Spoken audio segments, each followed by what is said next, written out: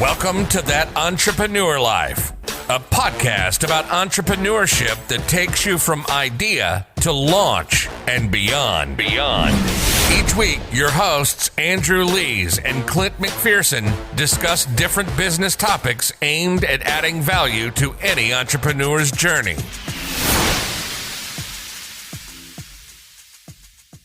What's up, guys? Welcome back. This is Andrew Lees. I'm here with Clint McPherson on That Entrepreneur Life. And I just want to take a minute before we get into this next episode to let you guys know that our website is up and running, thatentrepreneurlife.com. And we're trying to add a bunch of resources to it that have, there's tools that we use that could be helpful when you're starting a business or starting a podcast. We're going to just be adding more and more stuff to that all the time. Yeah.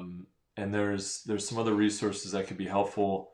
The one thing that we're really excited about is probably the simplest feature on the website, and it's just a suggestions or questions page. And it allows you to put your name in your location, like city, state, and then and it asks us a question. So if there's something on your mind that you want to know about with respect to starting a business, growing a business, and being an entrepreneur, we want to hear it. And we'll actually answer your question on one of our episodes. We want to get into really talking with you guys about what your questions and concerns and are with starting a business. So we definitely want to hear from you guys.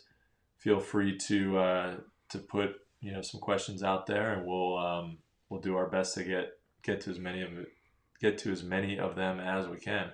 Yeah, no doubt. And I mean, we really are thinking through this process, and I think our website really, one, came out, looks clean. Two, is incorporating elements that we all wanted to see in other podcast websites. And I think the cool thing is, like you said, we're able to actually set up forms, and if you want to be a guest on the show, you can fill it out. We got a form for that. If you want to actually ask us questions and have us talk about it on the show, we're more than welcome to do that, right? Because we want to typically know your number one question as an entrepreneur, and we'll definitely address that and talk about it on an episode of That Entrepreneur Life. Mm-hmm. I'm excited, man. This is episode 4, and today we're going to talk about adding value and what adding value as an entrepreneur means to both myself and Andrew. And I think, you can run with it in any form or fashion. But at the end of the day, you really need to focus on and hone in what adding value really means to your clients and to yourself. Like, what are you going to do, right? You have a product. But is that product have a unique selling point? Does that product add the value? Or is it something that, like Miles Beckler does in my space? He's a digital marketer, affiliate marketer, guy that gives you a lot of free nuggets and information. And I believe I turn Andrew on to him. But when you watch and listen to him, he's an open book of free information, right? And I think he hones that in and adds a ton of value that way before getting into his services or products that he sells. And basically you could do anything you want just by following him, right? If you want to know how to do it and you have that time and space, it's there. And I mean, do you have anything to add to that? Because I mean, I really think the value, something like that he does, he has it dialed in pretty good. Yeah.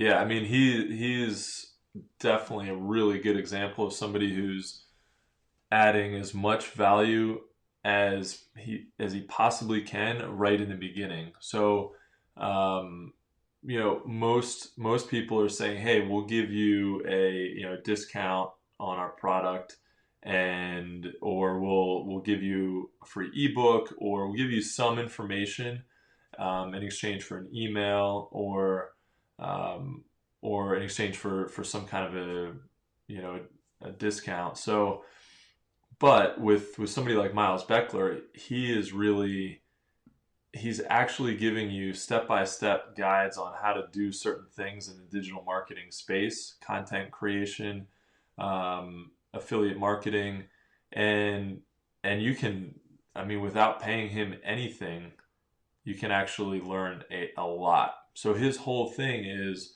let me provide all the value. Let me actually tell people exactly how to do things. And if they want to use some tools or services that he uses, he'll get an affiliate commission. But he's really focused on the adding value part. And if you look at business from a high level, that is the most important thing, is that adding value part. It's the most important thing. If you are adding value to customers and they are willing to pay something for it, then you will make money. Like it's just as simple as that. It obviously gets more complicated when you're trying to figure out, all right, how am I actually going to reach people? Am I going to reach people for free? Am I going to pay for it? What kind of return on investment am I going to get? There's a lot to figure out there, but really, when you really just break it down, as long as you're creating something, a product or a service that's valuable to people, they will pay something for it. And so you will generate revenue, you will be successful. And if you're just focused on that, and I think we've maybe touched on it a little bit in another episode, but if you're focused on the money part first, and you just like, hey, I just want to make a ton of money, Yeah. which that's a thing, you gotta know your why, and that might be part of your why is to create financial wealth and financial freedom for yourself. That's awesome, and that should definitely be a goal. But that can't be the only goal. It can't be the only goal, yeah, because then it's like, then you're just like, I gotta make money, and you're just always scrambling for what's like something I could sell to people to make money. Right. And instead going the other way and thinking, what do I know about? What am I the authority on? What kind of product or service can I create, and that will add value to people's lives? And if you come at it from that perspective, the money will come. It will follow, and it might even be unexpected. You might realize, you might come upon a business opportunity you might just kind of stumble on it, because somebody's like, you tell somebody something, you give somebody some information, and they're like, oh, I would pay for that. Yeah. I'd actually give you money to learn more about that. Right. Or if you create this product, I would definitely buy that. And you're like, really? Okay. I didn't think that was an actual business opportunity, but then it becomes a business opportunity because, you realize that you're actually able to create value, and then people are definitely going to pay for it. No, I agree with that. I mean, a lot of it's what it is like, if you really look and do a deep dive into how adding value just helps you on a tremendous level. Like when I sit there and look at it, and how I look at adding value to my clients, right? I have a service-based business, right? We both do. Mm-hmm. And when you look at it, yes, my services cost said $1 or whatever it is, right? If you need a website design, it's not just like a cookie cutter pricing, depending on how many pages you need and all this other stuff. But when I look at it, I focus on educating my client on the process, and they don't know what they don't know, right? And so I think a lot of the things I do is all focused around adding value before I even begin the project. It's like, give them as much information as they possibly can have to make a better decision, as far as saying, okay, you want a 5-page website, but have you thought about, okay, does that include your privacy policy, your terms and conditions, and all that other stuff, right? Because those are pages we still have that I would recommend building out. And again, a business owner, they don't know what they don't know. But when you recommend that, a 5-page website ends up turning into an 8 to 10-page website because of the extra additions.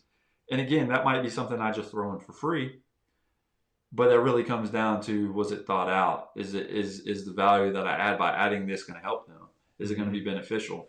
But I really think once you're able to switch your mind from, okay, seeing dollar signs to focusing on the value add for your client for one, offering them the service, or two, just educating them enough to let them make the decision on why they need your service. Yeah. Right. I really think that comes back in twofold, right? I've had several clients to where they come to me, I've done something for them in the past, then they circle back around.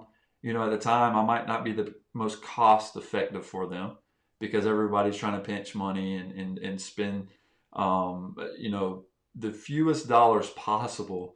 And in my space, it almost like sometimes you want to pull your hair out because you're like, are you kidding me? The value you're getting right now far exceeds anything else you're going to get on the market or whatever's going on. It is like, I'm telling you, this is really a good value for what you're paying. Yeah. Then they go off and pay that cheaper person. They don't get half the value of what you're giving them.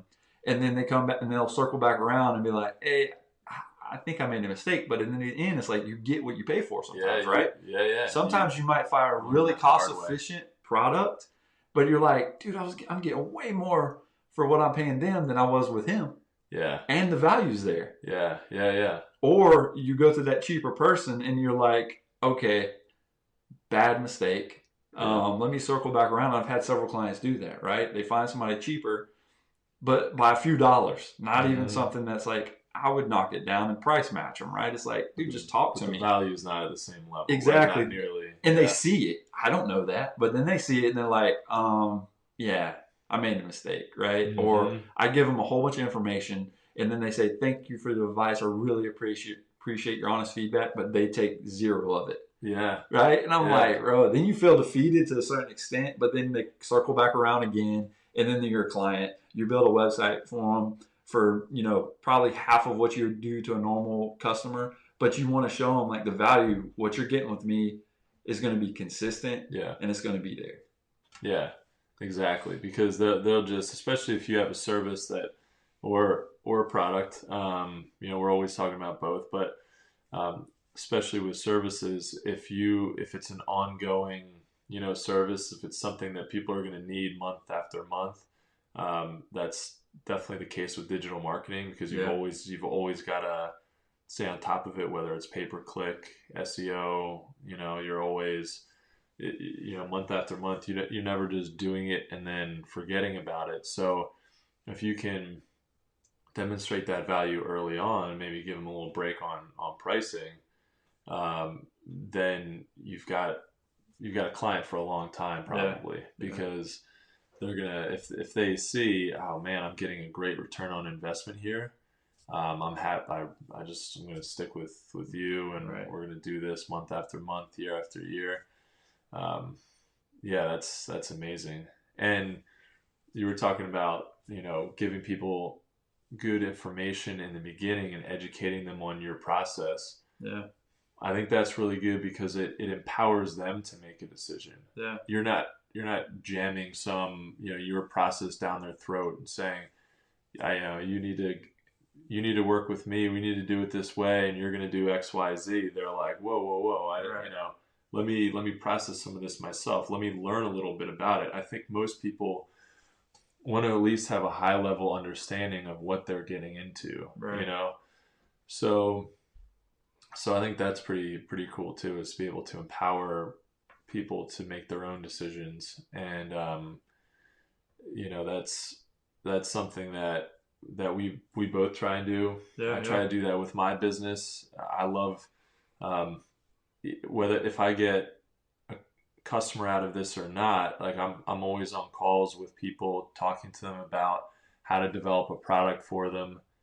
And it might not lead to a customer right away, or it might not ever lead to a customer. I mean, I talk to plenty of people that, it's not a good fit, or they don't have enough money to develop their product, and that's fine. But when I'm talking to them and walking them through the development process, what they're going to need, I'm trying to give them an understanding of what they're going to need to develop and manufacture their product, and then what they're going to have to think about when they want to take their product to market. I mean, I get excited. Those are fun calls, and I don't get paid for them. So, you Yeah. know, I'm only if I get a client, and that's not 100% of the time. So, even if I'm spending, you know, half hour, an hour talking to somebody and educating them and empowering them to make to make a really good decision about how to get their product to market, or if it even makes sense for them to get that product to market. That's Right. so, you know, sometimes that's the conversation too, is it's Yeah. like, you know, hey, you might want to rethink this a little bit, or you might want to pivot to something else, and just based on my experience. So, but yeah, if it's, and people respond to that. Without a Like, doubt. people just, they love that you're not trying to rush them off the phone, or you're just trying to, like, you know, send them a quick quote Yeah. over email and never talk to them, never hear what they have to say about it, never learn about who they are, why they are thinking about going down this entrepreneurial journey. So they really respond to that and love it, and Right. they can feel your passion for it. And you can express that through a phone call, and you can also express that through content on your website, a Yeah. video, Yeah. some, Yeah. you know, a blog or whatever. So Yeah, I'm a big believer in not being pushy as a salesperson either, right? Because we do have to sell our products, our services, but at the end of the day, I'm not a salesman. I say that everybody's like, you have to be a salesman, but I give them enough information for them to make a decision. And I think it's important that, like you said, you got to empower them to make that decision and give them as much information as possible, but not be that pushy car salesman, mm-hmm. right? To where it's like, no, dude, I'm out because you're like being way too pushy right now. I don't even know if that's what I need. Yeah. But again, I think if you educate them, which is the value I typically add to my whole, frame of mind, it's like, I'm going to educate you on why you need this. And I'm not actually going to recommend things you don't need. Because one, I'm going to listen to you. I'm going to hear your problem. And that's one of a huge building block of entrepreneurship. Mm-hmm. And providing a service or providing a product is making sure that you identify the opportunity, which is typically identifying the problem, Mm-hmm. right? So when you identify that opportunity, you're trying to solve the problem to create that value and to capture that value. And for them and for me, I think educating my client on why I have a product or service that fixes their problem, I think that's huge. Mm-hmm. And Oh, then definitely. when you look at like I said, that usually means in the form of finding a problem to be solved or that needs to be filled. I mean, right? That's huge with Yeah. with products. Yeah. I mean, one, when you have a product, you just can't release it one day and say, "Woo!" Right? You got to create excitement around it. You can't just publish a book one day and nobody knows about you. Nobody knows about the book. Yeah. Nobody's going to care, right? One, you didn't create excitement around it. You didn't tell them why it solved the problem. You just said, buy my book. Okay, great. Why do I need to buy your book, right? Right. What does it do for me? Why am I going to sit there and read it? One, you need to buy my book because it solves a problem, right? Or have that unique selling point that in turn helps you sell that product. But also try to generate excitement before you release a product or service. Because if a client if they don't know why they need it, you're just going to fall flat on your face. And I've had several clients or individuals that I've worked with in the past that are currently struggling because that's what they did, right? They find a product or they get this bright idea. Boom, I got it. It's going to sell. But they're not placing the value there, right? They're not putting the value at the front of that funnel. The value comes after you get into whatever paid membership, whatever it is, but you're not really relaying the proper message of why that individual needs to sign up. Yeah. You Exactly. I mean, a lot of people are wanting to launch things because they can, but that's not, you really have to make sure that you should too. I mean, it's cool to get excited about a new business, because, it's like, oh man, I can create this product and I can sell it into this market that I'm really excited about. Like, I love surfing and I want to create a product that I can sell to surfers because that's what I'm really passionate about. And everybody's always talking to me about how I should follow my passion, and, Yeah. but but sometimes, you got to stop and think about, should I be doing this thing? What's the competition like? What's their value? What's their price point? Am I actually adding any more value into this market, or am I just putting something else out there that's just exactly the same as, everything that's already there? And, to get the most to be the most successful, you got to create something that is unique and might be not obvious, where it's like, people have maybe thought about that solution before, or they've thought about their problem, at least. That's the thing. They've got this problem, but they've never imagined what the solution could be, and you solve that for them. Right. And if you're one of the only people doing that, or if you're, one of a few competitors who are doing that, then that's just going to set you up for success. And yeah, I agree. You gotta, as much as possible, it's really good before a product launch to create some buzz around it. And you can create ads, you can create content, and just say, hey, this is my product. This is the problem that it solves. Videos are very impactful. People respond to them. So having something that demonstrates the product and shows people why they should buy it, and then say, we're doing a pre-sale, or it's going to be, this is going to launch in a month or two or whatever, and just stay in front of people, then that's going to make your product launch that much more successful, because you're already going to have an interested built-in audience, instead of just like one day you launch it to the world and it's there, and you just launch it to crickets. So, and that's definitely, it's not like if you launch and you do, people do get very hyped on the launch, and making sure that it's like crazy, kind of thing. I actually heard a guy from, I think it was Y Combinator out in California, talking about launching products and launching something at, like, South by Southwest in Texas, and because there's a lot of products that launch down there, especially like software as service and apps and stuff. And there's this misconception that a launch is this massive event, and there's like you hit these crazy milestones within 24 hours, and it just, your business just goes bonkers from day one. But that's, in reality, that's not how it works. No.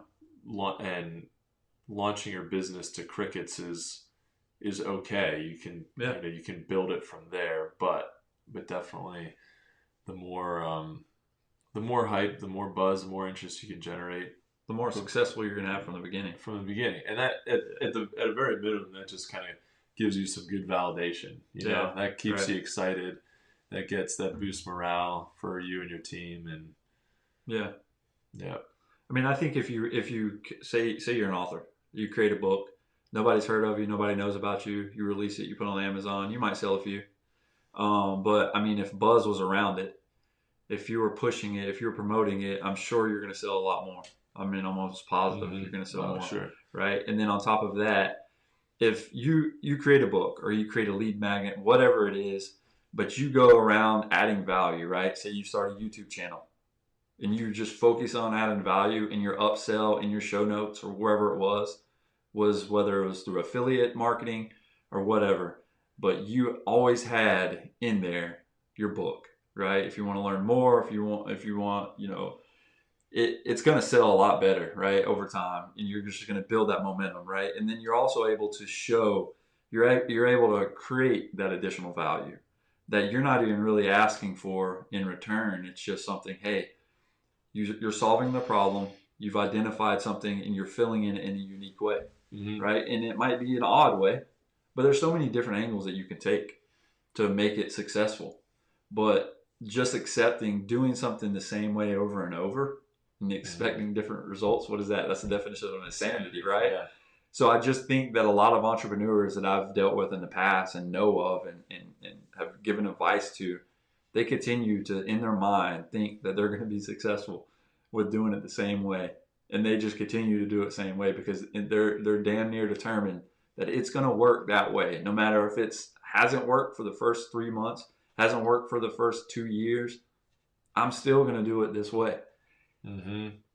I just, you can't, sometimes I say you can't fix stupid, but at the end of the day, don't be dumb about the situation at hand, right? If something's not working, identify possibly some or split test different methods to where, okay, this created one sale. That one sale is better than the no sales that you got this way, right? And now, okay, we got one sale. Let's go with it. Let's go with this and build off of that, right? Yeah. And start finding ways to navigate the muddy water that you've created, because that's what you really have. You've got a product for 2 years and one sale.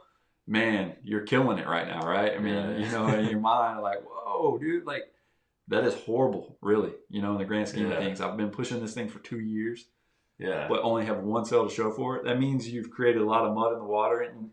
But if you're not trying to better your situation through paid advertising or any other methods, and you're just in your head being stubborn, and I'm going to do it this way, this membership portal, whatever is going to happen. Mm-hmm. Like 2 years down the road, people are just going to give you, money, show up, any kind of money, even if it's only $1 ever, or if it's $1 a month. Lifetime. Like nobody's lifetime of $1. Nobody's going to even do that, right? Yeah. Because if you're not offering anything, if you're not creating some kind of value, right? But it's that is the most critical thing. So, it's kind of a cool exercise. Sometimes what I do is just kind of, if I'm creating something or if I'm helping a client get their product to market, and we're trying to figure out what their value is from from early on, because you've got to work that out as soon as possible. And I don't want to develop something for somebody and it just falls flat because it's just it doesn't offer a solution to a problem that hasn't either already been solved, or maybe it's a solution to a problem that not that many people have, or really nobody cares about. Yeah. So right from the beginning, from the planning stage of a business, we want to identify the value. And so if let's say I'm developing a new product, it's a fishing product, let's say, and it solves a certain problem. I can actually give a specific example. I developed a product called Catch-A-Lure for great guy Dave Olekson. We'll actually have him on the show at some point. He's a really cool guy, and he'd love to talk about his entrepreneurial journey and the ups and downs for sure. Yeah.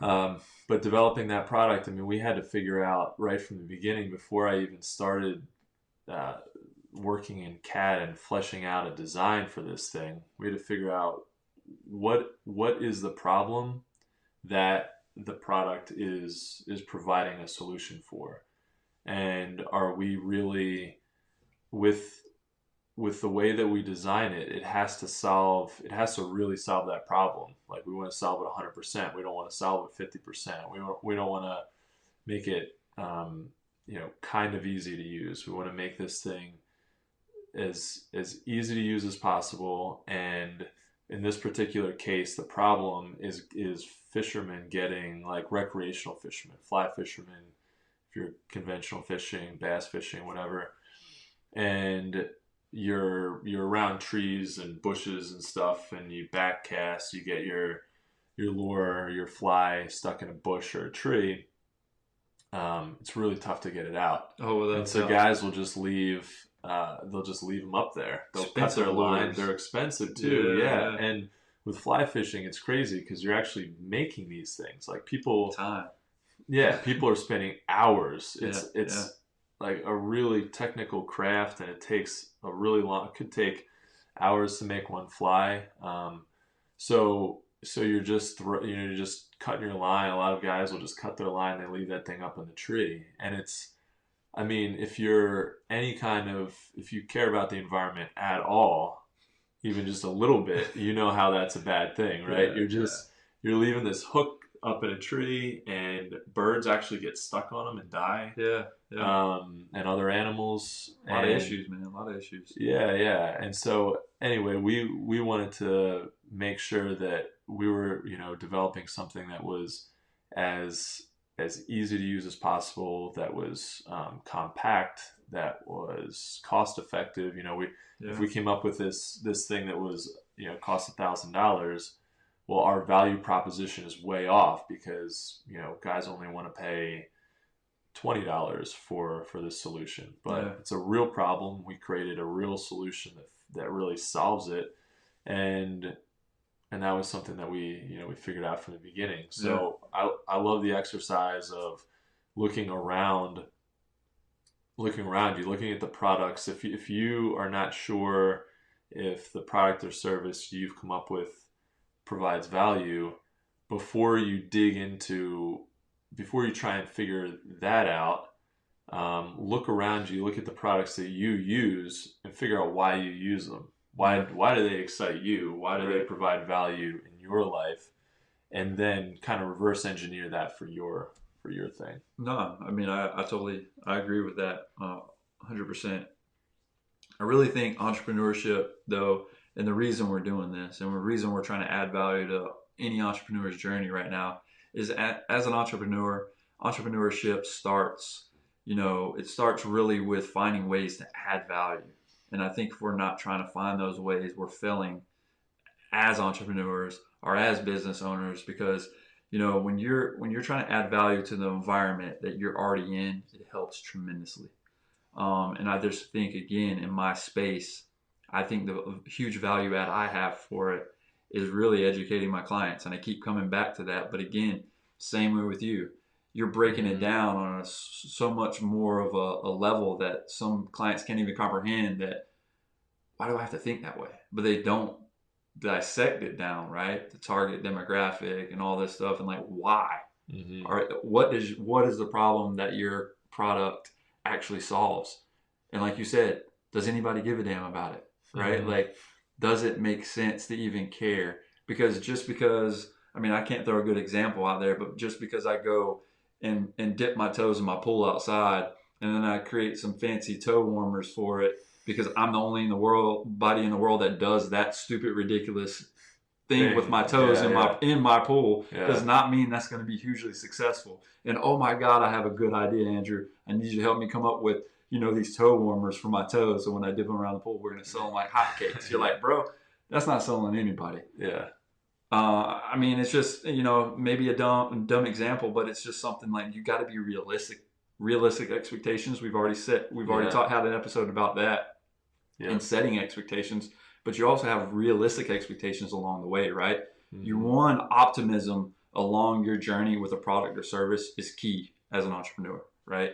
And you have to have that. But I really think also when you go along with this is when you come up with an idea, I really try to say, as much as you want to fall in love with that idea because you think this is the be all end all or whatever it is, don't fall in love with that idea to where you're going to basically crumble. Yeah. Right? Be committed to make that idea work. But if it doesn't fail, have a plan B, have a plan C, but also be realistic along the way. Yeah. Fall in love with the process. Yeah, exactly. There's another entrepreneur, Jesse Itzler. I'm not sure on the pronunciation there. Hopefully I'm not totally butchering it, but he's actually married to Sarah Blakely, who's another amazing entrepreneur. She created Spanx. We would love to have either one of those on the show. Definitely. But I follow Jesse on Instagram, and he had a post. It was perfect. It was spot on to what I think that the real, what you should really be focusing on when you're on your journey is not to be obsessed as much with your product, but be the most obsessed about the process. So you have to have a great product for sure. But if you get too deep, too obsessed with your product, you're going to miss things about the process. And if you're creating a business, it's really the process and continuing to make sure that you're adding value. That's the most important thing. And yeah, if you especially when you fall in love with your product too early and you're not testing it, you're not like, trying to poke holes in it and figure out why it might not work or why it should work, then you could end up with a situation where you create something like toe warmers Dip in the pool. Kitten mittens from like Always Sunny in Philadelphia. There you go. Yeah, They were always coming up with crazy, wacky ideas, and the joke was that like they created a solution for a problem that was so ridiculous nobody else would want them, like mittens for a kitten. Exactly. It was so funny, but if you really do come up with something that really might not be solving a problem for a really good sized market, then you really got to take a step back and figure out if it's something you want to do. So be in love with the entrepreneurial process and always question your product. Always be refining it. Always be improving it to make sure that you're giving customers what they really want. Yeah, and I think if you already think when you develop a product that you have the right answers, you're going to have serious issues when you encounter unexpected challenges, right? Where it might not solve the problems you thought it was going to solve. Maybe when you thought about the process, but it really, at the end of the day, the best way to counter that is, as far as don't falling in love with the idea, but you need to be willing to listen, right? Mm-hmm. Be able to listen well among what's happening, right? Be willing to adapt your product, make modifications to it along the way. So your idea for the sake of finding a solution is just better, is better accepted. And when I talked about optimism a little while ago and just mentioned it, right? I really think facing every problem as entrepreneurs, when somebody comes up with the idea of toe warmers so they can dip their toes in the pool during the wintertime, we have the confidence that we can find a solution and come up with that idea. But again, just because we move forward with that, or we looked at every angle of it, is it really going to be something that we really even need to mess with? Right. Is it really something that they need to change their idea and come up with a better solution for sticking their toes in the pool in the wintertime, right? Right. Like maybe don't even do that, right? It's like, you might get pneumonia. Something's going to go down that you might not want to happen, but just look at different ways and be willing to adapt your process or really move on to the next project. Mm-hmm. If you know that's going to be just a dead end, just continue on. Yeah. Yeah, definitely. Yeah. And you can, we can get into this in another episode. I think we will really get into how you validate your idea in another episode. And we're definitely going to want to talk to other entrepreneurs about how they validated their idea and what that process was like. But I think, having talked about all this, and making sure that we're always providing value and making sure that you are, giving you're positioning yourself as an authority in whatever space your product or services is being sold into. We want to give you a challenge. We want to challenge you guys out there to take a look at whatever business you're thinking about starting or have already started, and really examine what value it brings to the market. And don't be afraid to try and really stress test it. And don't be so in love with it that you can't realize, actually, maybe I haven't been doing this. I've been going about this the right way. I actually might need to change something here. Be okay with changing, with pivoting a little bit or a lot, or changing, some feature, or changing the way that you're developing it or selling it. in order to provide as much value as you can. So we want to challenge you guys to take a look at what you're building and determine what's the value you're bringing. You know, what's your product or service? How is it solving? What solution are you providing to what problem or problems? And does it really stand out enough? Does it really, you know, are people as interested in it as you think they should be? And do some research, you know, look at competitive products, look at what the features they have, the price points they have, and really figure out how does your product fit in with everything. Right. And I think as an entrepreneur, and if you're an entrepreneur listening to this, during your entrepreneurial journey, I think it's much as hard as owning your own business or selling your own services or whatever it is might seem. Being an entrepreneur is really not as hard as you think, right? I mean, I think we are our own worst enemy, and all the hurdles and stuff that get thrown in our way, we create a lot of those or allow those to get in our way. Mm-hmm. Right. So I think the process is not as I think it's simpler than a lot of us may think. And so again, the challenge is out there, right? If you have the ability to add value to your community, mm-hmm. or add value to your followers, you know, by identifying a problem, which we're talking about adding value, right? You're solving a problem for them with an idea or skill that you offer currently or of your own. And that when you're already on your way to becoming that entrepreneur, right? Because if you've already identified that, you're on your way, mm-hmm. right? So you're really there. So all that's left to do then is put all that into action.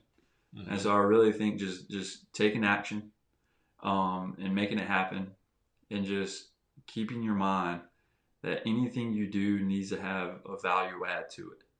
And I think just actioning that, not being afraid, mm-hmm. is a big thing. So we can have another episode just solely on that. Yeah. And so I really think that's a wrap for episode 4. Yeah. I think we hit all the marks. And guys, optimism is vital, and just keep it rolling. Think about the customer at hand. Think about the value you're adding on a daily basis, and let value come first. Let value come before the dollars, because the dollars will come in from the value you're adding. Mm-hmm. Yeah, absolutely. And on that note, it's a wrap for this episode. Thank you guys for listening. We appreciate it. We want to hear from you guys. Go to thatentrepreneurlife.com and fill out a suggestion and throw in a question for us. You know, send us some feedback. Let us know how you think we're doing. And we're always trying to get better. So it's a work in progress for sure. And then also, please, if you like this, if you're listening, please subscribe on whatever platform you listen to podcasts. Yeah. And, you know, we're on social, we're on Facebook. You can throw us a like and everything, but we really appreciate you guys subscribing to our podcast and also sharing it. If you like this, if you have friends, family who you're like, man, they would, you know, I know a few people who would really love to listen to this kind of stuff. And they would love to learn about how you start a business. Please share it. Yeah. And not only on that level, but even if you know somebody that's an entrepreneur, that would be a good fit for us to interview on the show. Absolutely, that would be a huge, great added value for us to add that value to our listeners, right? So make sure you subscribe on your favorite podcasting app, like Andrew said. Make sure, we're going to be posting all these videos as well on YouTube. So subscribe on YouTube if that's your preferred method.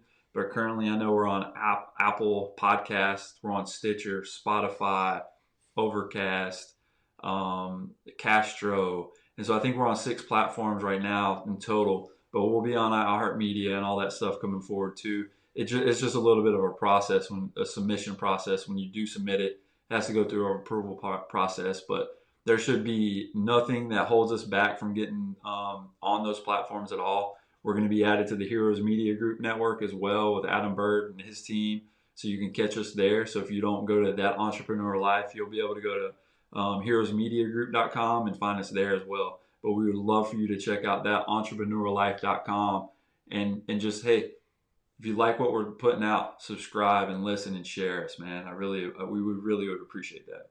Yeah, we appreciate you guys. Thanks for listening again, and we'll see you on the next episode. Thanks for listening to That Entrepreneur Life podcast. Be sure to visit thatentrepreneurlife.com to join the conversation, access our show notes, and discover our fantastic bonus content. Don't forget to join us next week for another episode as we continue to add value. Until next time.